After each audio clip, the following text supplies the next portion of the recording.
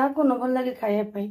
ମୁଁ ଛତୁର ଆଜି ନୂଆ ଏକ ରେସିପି ନେଇ ଆସିଛି, ଯାହାର ନାମ ହେଉଛି ଛତୁ ପକୋଡ଼ା ବା ମସରୁମ୍ ପକୋଡ଼ା। ସେ ଖାଇବା ପାଇଁ ବହୁତ ଟେଷ୍ଟ ଲାଗିଥାଏ, ବିଶେଷ କରି ବର୍ଷା ଦିନେ ତ ବହୁତ ଟେଷ୍ଟ ଲାଗିଥାଏ। ମୁଁ କେମିତି କ'ଣ ବନେଇଛି এই ଭିଡ଼ିଓ ସବୁ କିଛି ଦେଖେଇଛି। ଆପଣମାନେ ଭିଡ଼ିଓଟି ଫୁଲ୍ ୱାଚ୍ କଲେ ହିଁ ଜାଣିପାରିବେ। ଚାଲନ୍ତୁ ଭିଡ଼ିଓଟି ଷ୍ଟାର୍ଟ କରିବା।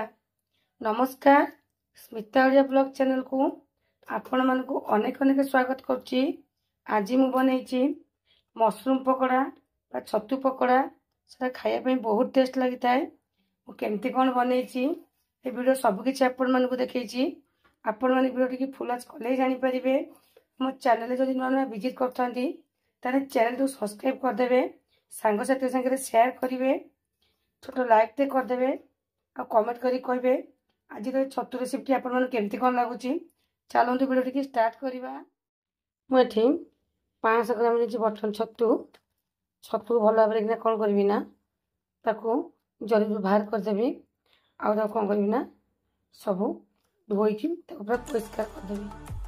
ଦେଖନ୍ତୁ ପ୍ଲେଟ୍ରେ କାଢ଼ି ଦେଇଛି। ଦେଖନ୍ତୁ ଛତୁରେ ଏମିତି ବ୍ଲାକ୍ କଲର୍ ସବୁ କଳା କଲର୍ ଡଷ୍ଟ ଲାଗିଥାଏ।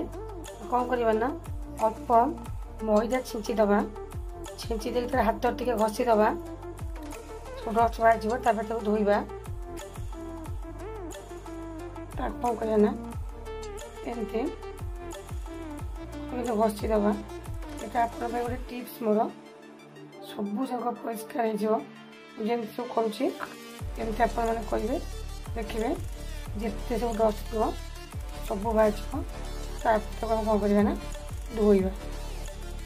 ଏମିତି ସବୁ ଯାକ ବାହାର କରିକି ଦେଖୁଛି ହାତ ସବୁ ପରିଷ୍କାର କରିଦେବେ।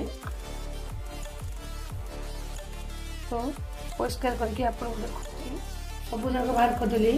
ଏବେ କ'ଣ କରିବା ନା ତା ନାଳଟାକୁ ଅଲଗା କରିଦେବା। ସବୁ କରିକି ତାକୁ ହଳଦୀ ପାଣିରେ ଧୋଇବା। ଆପଣଙ୍କୁ ଦେଖାଉଛି କେମିତି ଧୋଇବି। ମୁଁ ହଳଦୀ ପାଣି କରିଦେଇଛି।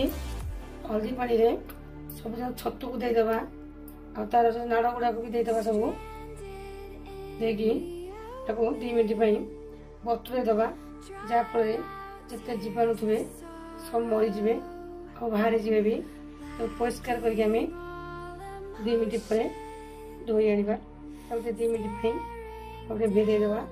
ସବୁ ଯାକ ଛତୁକୁ ପାଣିରୁ କାଢ଼ି ଆଣିଛି। ପାଣିରେ ଦେଖନ୍ତୁ କେତେ ଡଷ୍ଟ ଭାସୁଛି। ଦେଖନ୍ତୁ ବ୍ଲାକ୍ କଲର୍ର କେତେ ସବୁ ଡଷ୍ଟ ପୁରା ବାହାରି ଯାଇଛି। ଆପଣ ଯଦି ଭେଦେଇକି ରଖିଦେବେ ଦେଖିବେ ପୁରା ସବୁ ଯାକ ଡଷ୍ଟ ବାହାରିଯିବ। ଏବେ ଚାଲୁଯିବ ନେକ୍ସଟ ପ୍ରୋସେସ୍। ଦେଖନ୍ତୁ ଏଠାରେ ଦେଇଦେବି ଅଦା, ରସୁଣ, କଞ୍ଚା ଲଙ୍କା ଛେଞ୍ଚା। ଭଲ ଭାବରେ ପୁରା ଛତୁ ଦେଖନ୍ତୁ ଧୋଇକି ତାକୁ ଛାଣିକି ରଖିଦେଇଥିଲି। ପାଣି ଟିକେ ବି ରଖିବେନି, ଦେଇଦେଲି। ଏବେ ଦେଇଦେବି ତା ଦେହରେ କର୍ଣ୍ଣଫ୍ଲୋର ଦେଇଦେବି। କର୍ଣ୍ଣଫ୍ଲୋର ଦେଇଦେଲି। ଏବେ ମୁଁ ଦେଇଦେବି ତା ଦେହରେ 1/2 ଚାମଚ ଲଙ୍କା ଗୁଣ୍ଡ, 1/2 ଚାମଚ ହଳଦୀ ଗୁଣ୍ଡ, ଅଳ୍ପ ନେଇଛି ଜୁଆଣି, ଅଳ୍ପ ନେଇଛି ଧନିଆ ପାଉଡ଼ର, ଅଳ୍ପ ନେଇଛି ଜିରା ପାଉଡ଼ର, ଆଉ ନେଇଛି ସ୍ୱାଦ ଅନୁସାରେ ଲୁଣ। 1/2 ଚାମଚ ଲୁଣ ନେଇଛି। ଆପଣ ଆପଣଙ୍କ ହିସାବରେ ଲୁଣ ନେବେ। ଭଲ ଭାବେ ତାକୁ ମ୍ୟାରିନେଟ୍ କରିଦେବା। ଭଲ ପୁରା ମ୍ୟାରିନେଟ୍ କରିଦେଇଛି।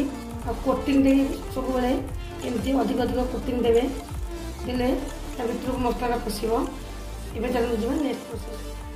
ଦେଖନ୍ତୁ ଏବେ ମୁଁ କଢ଼େଇରେ ଦେଇଦେଇଛି ତେଲ, ତାକୁ ଗରମ ଛାଡ଼ି ଦେଇଥିଲି। ଏବେ ତାକୁ ସବୁ ଛତୁକୁ ମ୍ୟାରିନେଟ୍ କରି ରଖିଥିଲି ତାକୁ ଗୋଟେ ଗୋଟେ ଦେଇଦେବା। ଦେଇକି ତାକୁ ଆମେ ଗୋଟେ ଗୋଟିକିଆ ଦେବେ, ନହେଲେ ଲାଗିଯିବ। କର୍ଣ୍ଣଫ୍ଲୋର ପଡ଼ିଛି, ତାକୁ ଦେଇକି ଗୋଟେ ଗୋଟେ ଆମେ ଛାଣିବା। ଦେଇଦେଲି। ଏବେ ତାକୁ ଲାଲ ଲାଲ କରି ଭାଜିବା। ଗ୍ୟାସ୍ ଫ୍ଲେମ୍କୁ ଲୋ ଟୁ ମିଡ଼ିୟମ୍ ରଖିବେ, ଲାଲ ଲାଲ କରିକି ଭାଜିବେ। ଦେଖନ୍ତୁ ଛତୁ ପୁରା ଭାଜି ହେଇଗଲାଣି। ଲାଲ ଲାଲ କରି ଭାଜିବେ। ଏବେ ମୁଁ ସବୁ ଯାକ ଛତୁକୁ ଭାଜିବି।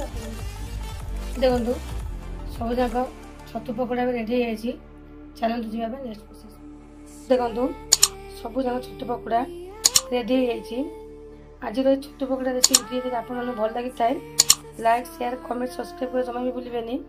ପାଖରେ ଥିବା ବେଲ୍ ଆଇକନ୍ ବଟନ୍ଟି ପ୍ରେସ୍ କରିଦେବେ, ଯାହାଫଳରେ ନୂଆ ନୂଆ ଭିଡ଼ିଓ ଅପଲୋଡ଼ କରିବି ଆପଣମାନେ ସର୍ବପ୍ରଥମେ ପାଇପାରିବେ।